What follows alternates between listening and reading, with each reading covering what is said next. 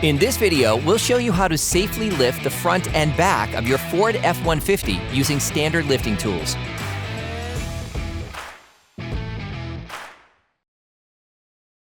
You will simply need a jack, a pair of jack stands, and a rubber pad that protects your vehicle from friction with the jack. Your Ford F-150 must be on level, smooth ground. You must be on the ground where your truck will be balanced, where the jack stands cannot slip, and especially where your jack can accompany the movement of the car at the same time as it lifts it.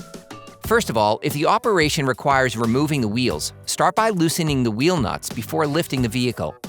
For front lifting, insert the jack under the vehicle at door level and rest on the frame rail, which is a solid base for lifting, then securing your vehicle in complete safety. Place the jack stand under the front support point. Then slowly lower your vehicle until it is stable on the jack stand. You can now remove the wheel if needed. For safety, slip it under the vehicle as additional protection. If you need to lift both sides of your F-150, repeat the steps for the other side. Hey, it's Alex from CarParts.com. For great content, our best price, and fast shipping, download the CarParts.com app now. To put the vehicle back on the ground, start by putting the wheel back on the wheel hub if necessary,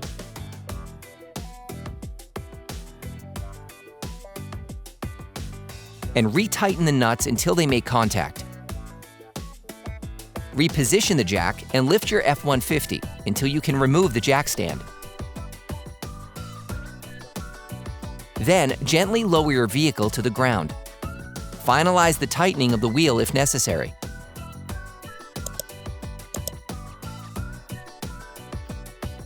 For rear lifting of your Ford F-150, you can place the jack at the central support of the leaf springs.